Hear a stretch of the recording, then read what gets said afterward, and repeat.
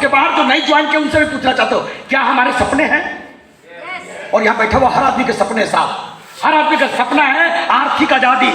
इतना पैसा हो मेरे पास कि कॉम्प्रोमाइज नहीं करना पड़े, बार्गिन नहीं करना पड़े, सेक्रीफाई नहीं करना पड़े, इतना पैसा हो मेरे पास। हमारा सपना होता है साहब कि हमारा आलीशान बंगलो हो, एक शानदार बंगलो हो। हर आदमी चाहता है 5 BHK 6 BHK, हर आदमी चाहता है उस घर के आगे शानदार गाड़ी का लाइन लगा होना चाहिए। चाहते हैं ना? चाहते हैं ना? बहुत सारे लोग सोचते हैं विदेश यात्रा, थाईलैंड घूमो, दुबई घूमो, पेरिस, ऑस्ट्रेलिया, अमेरिका, इसको घूम के आओ, कश्मीर। हर आदमी चाहता है समय की आजादी। मैं अपने बॉस का गुलाम ना बनूं, मैं मन का मालिक बनूं। मन किया तो थाईलैंड जाऊं, मन किया तो सूरत जाऊं, मन किया तो साली के पास, मन किया तो जीजा के पास। I am right here all. लेकिन आज आप समय के गुलाम है साहब, अपने मन से कोई काम नहीं कर सकते हैं। ये जो साउंड वाला बैठा है ना, ये भी अपना मालिक होने के बाद भी गुलाम है साहब। वो अंदर अंदर सोच रहा कब मीटिंग खत्म करे, सलामी ताम झाम लेके जाए, उसको कोई मतलब नहीं। वो तो सोच रहा है काहे रुका है, उसको पता है सभा खत्म होगा तभी मिलेगा। आई एम राइट हियर ऑल। और उसको यही रोक के रखा है, वो हम जाने भी नहीं देंगे अभी। हर आदमी चाहता है मेरा मान और सम्मान हो, लोग मुझे इज्जत करे, लोग मेरा पूछ करे। यस या नो? हर आदमी चाहता है सुरक्षित भविष्य, सुरक्षित भविष्य, कि मैं इस दुनिया में ना रहूं तो मेरे परिवार को आर्थिक रूप से कोई दिक्कत न हो। मैं पूछना चाहता हूं सभी जमशेदपुर के इंटेलिजेंट व्यक्तियों से, आप जैसे पढ़े लिखे गुणी आदमी से पूछना चाहता हूं, आज की स्थिति आपका अच्छा चल रहा है, भगवान करे चलता रहे, लेकिन पूछना चाहता हूं सर, आपसे पूछना चाहता हूं, ध्यान से सुनिएगा। आज आप 50,000 कमा रहे होंगे दूसरे सेक्टर में, 25,000 कमा रहे होंगे किसी और कंपनी में, आप 1 लाख रुपए कमा रहे होंगे किसी और कंपनी में। आपका बेटा सुरक्षित है, आपकी पत्नी सुरक्षित है, आपके पिता सुरक्षित है, लेकिन इस दुनिया से जाना हर आदमी को तय है। मैं पूछना चाहता हूं, हमारे और आपके जाने के बाद कोई ऐसा बात बताइए कि हमारा परिवार को वो पैसा आता रहे, वो लाइफ स्टाइल वो जीतता रहे, है क्या? ऐसा कोई प्लान आपके पास है कि मेरे मरने के बाद भी वही रुतबा मेरे परिवार के साथ हो? नहीं है साहब। हर आदमी चाहता है आर्थिक सुरक्षा। मैं पूछना चाहता हूं, मैं बात को क्लोजिंग की ओर लेके जा रहा हूं, ध्यान से सुनिएगा साहब। हर आदमी के सपने होते हैं, सपने जो मैंने दिखाया, लेकिन सच्चाई है आज की सच्चाई है, सपना तो सब देखते हैं, लेकिन आज की महंगाई और आज की जिम्मेदारी, आज की जिम्मेदारी और आज की महंगाई आपके कार को छोटा कर दिया है। अल्टो में काम चला रहे साहब, पंच में काम चला रहे, यस या नो? स्कूटर को हम 6 सीटर बनाए हुए हैं, नहीं नजर आ रहा है तो बड़ा करते हैं थोड़ा। इनोवा, ये रियल घटना है साहब, समझौता कर रहा है ये परिवार। और ऐसा बहुत सारे आपके भी दिन में टकराते होंगे। मोटरसाइकिल को हम लोग 6 सीटर बना देते हैं, टंकी पे बेटा को, बेटी को पीछे, पत्नी को, पत्नी के गोद में वो बच्चा, यस या नो? ऐसा दृश्य रोज दिखता है। एक दूसरे को कोहनी मार के बता रहे हैं आप। पत्नी बोल रहा है आप भी तो हमको ऐसे ही ले जाते हैं, और बेचारी इस पत्नी से देखो इसका हाल, आधा सीट पे आधा कैरियर पे, हर दिन ये मौत की लड़ाई लड़ती है साहब। इससे बड़ा कमांडो कोई हो ही नहीं सकती है, यस या नो? और इस परिवार की कहानी देखो, अगर शादी में 2-4 कार्ड एक्स्ट्रा आ जाए और इस तरह परिवार विथ फैमिली जाए तो क्या होगा इस परिवार का? और महीना जून जुलाई का हो सर, तो ये बेटा को कहां बिठाया है? एकदम जहां पेट्रोल पंप,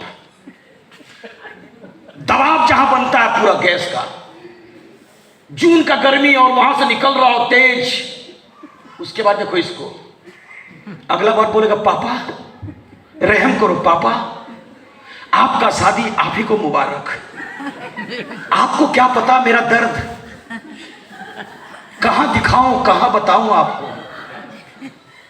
कोई दुल्हा और दुल्हन के चक्कर में हमारा जो दुल्हन बिगड़ रहा है ना पापा, हम घर में रह लेंगे, बेटी और भाई दोनों रह लेंगे, आप ही दोनों हो आप।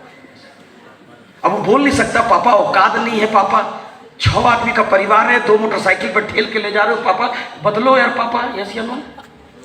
सच्चाई है। कारण क्यों है? क्योंकि हम हमेशा अपने खर्च को कम करने की चाहत रखते हैं। आई एम राइट हियर ऑल? पति पत्नी क्या समझाता है? खर्च कम करो, खर्च कम करो। अरे भाई, इससे बचना चाहते हो तो एक ही रास्ता है, अपनी आमदनी को बढ़ाओ, आप सपनों की आजादी जी सकते हैं। और अपनी आमदनी को बढ़ाने का सबसे आसान आसान तरीका है, उसका नाम है आरसीएम बिजनेस। आरसीएम बिजनेस उसका आसान तरीका था। और आरसीएम बिजनेस से कैसे कमा सकते हैं साहब, मैं आपको बताता हूं जल्दी से। यह हमारी हकीकत है जिंदगी में, बताना चाहता हूं, इसको बताना चाहता हूं कल और आज जल्दी जल्दी। एक आदमी जब बचपन में निर्भर होता है अपने माँ पिता पे, वो 0 से लेकर 20 साल तक पढ़ाई करता है कॉलेज में। 20 साल के बाद वो सोचता है, काम पे जाता है, काम से पैसा कमाता है, वो सोचता है थोड़ा पैसा बचाए, लेकिन वो कार खरीद लेता है, बाइक खरीद लेता है, और वो खरीदता है ईएमआई पे, लोन शुरू। आई एम राइट कह रहा हूं। वो थोड़ा और बड़ा होता है, सोचता पैसा कमाओ, तब तक उसका शादी हो जाता है, और शादी में उसके खर्च बढ़ जाते हैं, फिर धीरे धीरे उसकी जिम्मेदारी बढ़ जाता है, बच्चे हो जाते हैं, और बच्चे के बाद बच्चों की शिक्षा की चिंता हो जाती है। बच्चों की शिक्षा को पूरा करते करते बच्चों की शादी का जिम्मेदारी आ जाता है, और वो पिता 60 साल का हो जाता है, और पिता रिटायर हो जाता है। यस या नो? अब वो कमाने वाला नहीं बचता साहब। मैं आपको हकीकत दिखाना चाहता हूं, इस लाइन को समझना। वो दिन आपका भी आने वाला है, वो दिन आपके भी आने वाला है। यहां जो 45 साल का नौजवान बैठा है, आपका भी आने वाला है। जो भी 22 साल का अंग्रेजी ले रहा है ना, आपका भी आने वाला है। जिस दिन आप काम के नहीं बचोगे, जिस दिन शरीर में आपका ताकत नहीं रहेगा, आंखों में रोशनी रहेगा, उस दिन आपको कहा जाएगा रिटायर्ड पर्सन, रिटायर्ड। और उस समय आपको हो जाना पड़ेगा अपने बच्चों पे निर्भर 60 साल के बाद। और आज की स्थिति है, रिटायरमेंट के बाद 45% माँ बाप अपने बच्चों पे निर्भर होता है, अपने बच्चों पे निर्भर होता है। मैंने खूब देखा अपने गांवों में, अपने कस्बों में, वो बूढ़ा माँ बाप जब जवानी में क्रीच लगा के निकलते थे, लेकिन जब बच्चों पे आते हैं तो उनका धोती गंदा रहता है, लेकिन बच्चा बदल के नहीं देता साहब। उनका बिस्तर का चादर इतना गंदा होता है, फिर भी बदल के नहीं देते साहब। लेकिन जवानी में आप नया नया बेडशीट बिछा के सोते थे। कहाँ गया वो दिन, कहाँ गया वो रंगबाजी? मैं पूछना चाहता हूं आपका, ये दिन आने वाला है साहब। अगर आज को ठीक नहीं किए हम, आपको अपने बच्चों के हिसाब से जीना पड़ेगा। जब आप दम लगाते साहब, अभी कस लगाते चाय का प्याला लेके, और उस समय एक बीड़ी के लिए भी आपको बच्चा के सामने हाथ फैलाना पड़ेगा, उस दिन सबसे बड़ा जुल्लत होगा हमारा, मौत के समान होगा हमारा। यस या नो? आज आप हर 5 मिनट में ठोकते हैं, मजा लेते हैं साहब, उस समय आपको दर्द होगा जब आप एक खिल्ली खाने के लिए अपने बच्चों के सामने हाथ फैलाएंगे, और बच्चा कहेगा भूल गया पापा, ले आऊंगा। आज आप अपने मन के मालिक है साहब, लेकिन बुजुर्ग होने के बाद आपको एक दवा का जरूरत है, और आपका 5 दिन तक आपका बच्चा दवा नहीं लाएगा, और जब भी बोलोगे तो कहेगा बेटा पापा भूल गया। ये आज का हालत है साहब। बोलो सर, गलत तो नहीं बोल रहा हूं? सही है। अपने माँ बाप के लिए इतना भी टाइम नहीं आज के बच्चों का। आज दुख लगता है जब 10% माँ बाप को वृद्धाश्रम में छोड़ आते उनका बेटा। जमशेदपुर में नहीं होते होंगे, लेकिन बॉम्बे, दिल्ली, बेंगलोर, हैदराबाद सिटी, बड़े बड़े शहरों में बूढ़े माँ बाप को संभालने के बजाय वृद्धाश्रम में छोड़ाते हैं। मैं कहना चाहता हूं, वो माँ बाप अगर बच्चा को चाइल्ड होम में छोड़ाते तो हमारा क्या होता है? हमारा इतना सेवा करते हैं माँ बाप, और जब उनको सेवा का जरूरत होता है तो हम चाइल्ड होम की जगह पे वृद्धाश्रम छोड़ाते हैं। ये दशा होने वाला साहब। 43% रिटायरमेंट के बाद संजय सर जमशेदपुर में खूब मिलेंगे। 43% बूढ़ा बूढ़ी आज भी काम कर रहा है अपने आजीविका को चलाने के लिए। आई एम राइट या रॉन्ग? शरीर काम नहीं कर रहा, हाथ थरथरा रहा, लेकिन स्टिकर बेच रहा, फल बेच रहा, आलू बेच रहा, चिप्स बेच रहा, कुरकुरे बेच रहा, पॉपकॉर्न बेच रहा। मेला में जाके देखो कितने बुजुर्ग लेके कुछ सामान लेके बैठा हुआ है, इस आस में कि 2 रुपया कमाऊंगा तो रात में खाऊंगा, क्योंकि बेटा साथ रखता नहीं है। बेटा साथ रखता नहीं, उसको मैंने लाला पाला पोसा, और उसने मुझे बूढ़ा में निकाल दिया। मैं करूं तो करूं क्या, मेरे को पॉपकॉर्न बेचना पड़ेगा। ऐसा 43% है भारत में। मैं कहना चाहता हूं, अपने भविष्य को देखिए, कहां देखना चाहते हैं। और आज 2% ऐसे भी माँ बाप हैं जो आर्थिक रूप से आजाद हैं, चाहे वो धीरू भाई अंबानी हो, मुकेश अंबानी हो। अगर आप अपने आप को कहां देखना चाहते हैं आज से 10 साल के बाद, क्या 43% में, 10% में, 43% में, कि 2% में देखना चाहते हैं? आवाज नहीं आया साहब, आवाज नहीं आया साहब। दोस्त मैं कहना चाहता हूं, कोई भी काम कीजिए, रेलवे में हो रेलवे में कीजिए, बैंक में है बैंक में काम कीजिए, उसके साथ अपने आप के भविष्य के लिए आरसीएम में काम करना शुरू कीजिए। क्योंकि 60 साल के बाद 2% में आपको कोई बचाए ना बचाए, आरसीएम आपका उस समय लायक बेटा बन के निकलेगा, लायक बेटा बन के निकलेगा।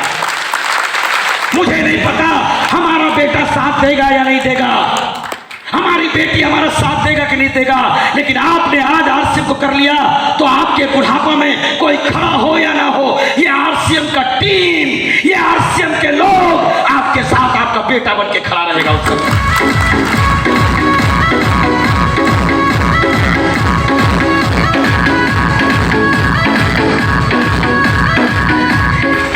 मुंडा जी का मैं बेटा को खड़ा करना चाहता हूं। एक बार खड़ा होंगे बेटा?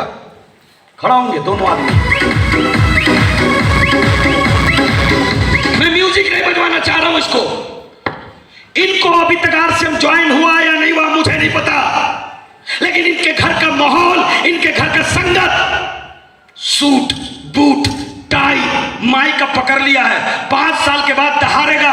मैं नीचे बैठा था, अमित जी को बोला था फ्यूचर का डायमंड तैयार हो रहा है। मैंने बोला मेरे से बहुत अच्छा बोलेगा, मेरे से अच्छा दहाड़ेगा, माइक पकड़ेगा, हजारों लोग ताली बजाएंगे। मैं कहना चाहता हूं जिस दिन मैं पूरा होऊंगा, आज से 10 साल के बाद मेरी अवस्था गिरेगी, 10 साल के बाद ये जवान होगा, और जब ये मंच पे ढारेगा, सुनील जा बुढ़ापा में साला घर में बैठ के ऐश करेगा, क्योंकि मेरा फ्यूचर डायमंड काम करेगा।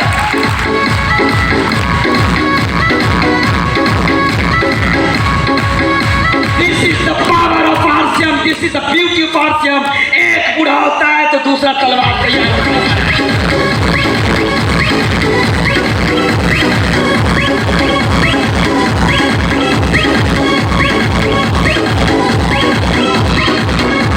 और ये सब पैसा कैसे आता है, इतना गाड़ी कैसे आता है? संजय सर ने कहा 5 गाड़ी कैसे आता है। मैं बताना चाहता हूँ 5 नहीं 50 आएगा साहब। इतना आसान सिस्टम है साहब, समझिए। आरसीएम चमत्कार नहीं करता, तरीका देता है आपको। आरसीएम बिजनेस से पैसा कहां से आता है आपको मालूम है? कि रोजाना की आदतों से, रोजाना की आदतों से पैसा आता है साहब। चाहे वो बाजार में चाहे आरसीएम में, दोनों तरफ आता है। बाजार में लंबा चौड़ा गाड़ी है या नहीं है सर? बताइए बताइए। बाजार में दुकानदारों के पास BMW है या नहीं है? होलसेलर के पास मर्सिडीज है या नहीं है? एक्टर और एक्ट्रिन के पास बड़े बड़े बंगलो है या नहीं है? बाजार में पैसा जा रहा है। आरसीएम में पैसा कैसे आता है? तो आपकी रोजानों की आदत से पैसा आता है। यहाँ पे कितने लोग हैं जो रोज ब्रश करते हैं, रोज ब्रश करते हैं, मुंह धोते हैं? देखो शंका अभी भी हाथ नहीं उठ रहा है। हिंदुस्तान आधा कोमा में रहता है किशोर साहब,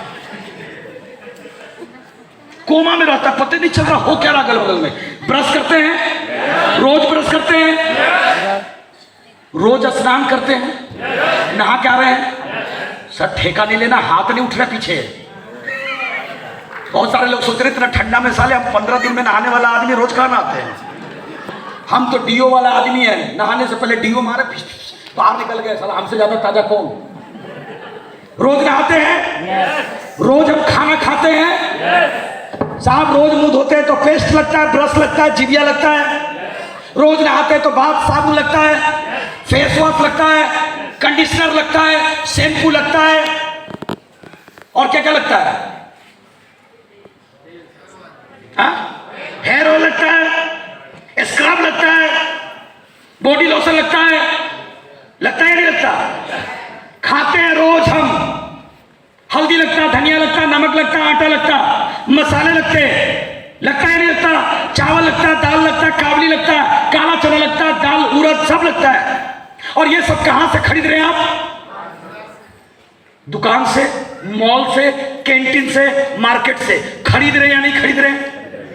खरीद रहे या नहीं खरीद रहे? और ये आपकी आदत में है। यहां से निकलने के बाद भी खरीदेंगे, आरसीएम में रहेंगे तो भी खरीदेंगे, आरसीएम नहीं जुड़ेंगे तो भी खरीदेंगे। लेकिन आरसीएम ने क्या किया जो संजय सर बता रहे थे, ध्यान देना। आज आप बाजार से खरीदते हैं, बाजार से खरीदते हैं तो वो सामान कंपनी बनाती है। आई एम राइट या रॉन्ग?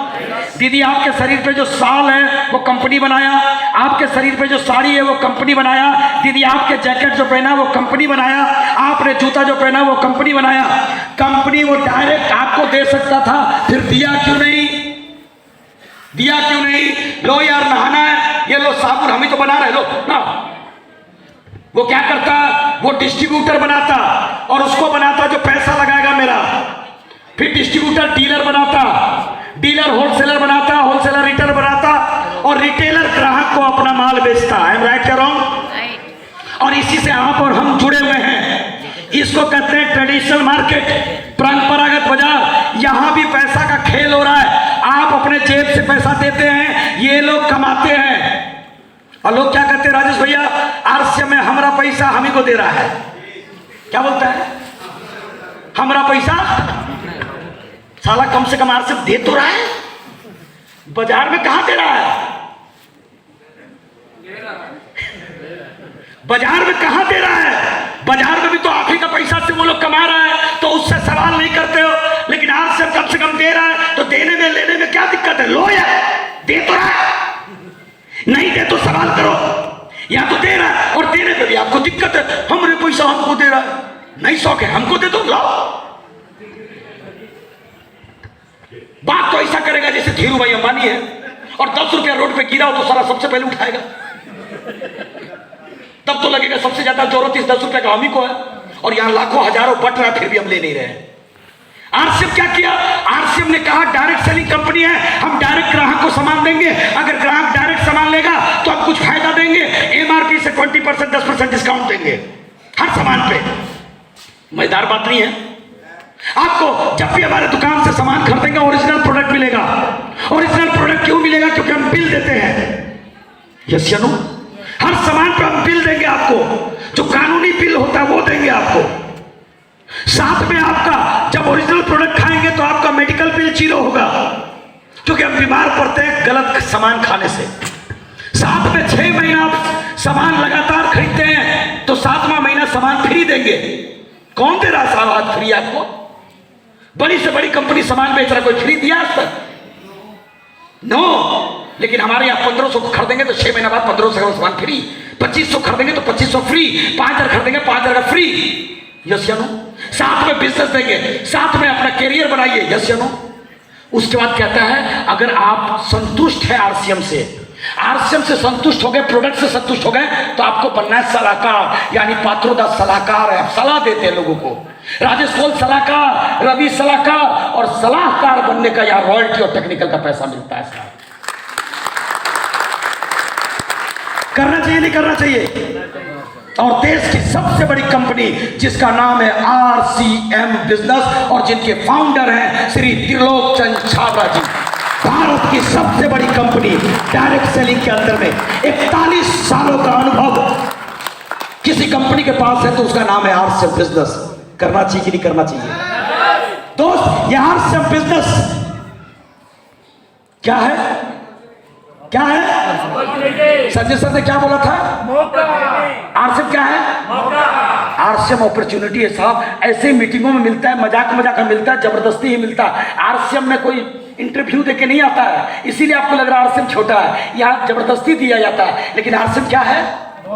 मौका है। संजय सर ने कहा तो मैं लिखता हूं ग्रैब द अपॉर्चुनिटी, मौका को पकड़िए नहीं तो धोखा होगा। क्योंकि मैं उदाहरण के रूप में समझाना चाहता हूं एक पॉइंट। जानते हैं, पहचानते हैं इसको? पहचानते हैं? क्या है? पीने का पानी जिसका नाम है बिसलेरी। 1965 में लॉन्च हुआ भारत के अंदर में, रेवेन्यू के नाम पे 0, 1 रुपया नहीं कमाया ये कंपनी। लोगों ने कहा फालतू है, बकवास है, मजाक है, पानी कौन खरीदेगा तेरा?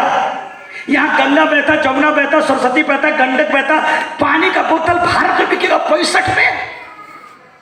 कब? 1965 में पानी तेरा बिकेगा, पागल है। बिसलेरी ने सिर्फ एक काम अच्छा किया पालूदा, एक ही काम अच्छा किया चेतन सिंह जी, उसने लोगों का सुना नहीं। आरसीएम का लोग फैल क्यों रहे मालूम है? वो आरसीएम भी करते हैं और लोगों का भी सुनते हैं, आरसीएम भी करते हैं, लोगों का भी सुनते हैं। और जिसने भी लोगों का सुना है साहब, वो अपने धंधा से आउट हुए हैं। बिसलेरी ने सुना नहीं, वो बोले उसको पता था कि आज नहीं चलेगा लेकिन कल चलेगा। और आज की कहानी अगर बताऊं, 2023 की कहानी बताऊं, तो फाइनेंशियल ईयर की बात करूं 2023 में, तो उसका नेट प्रॉफिट 220 करोड़ का है साहब। पानी का प्रॉफिट 220 करोड़, ठोको जोरदार ताली।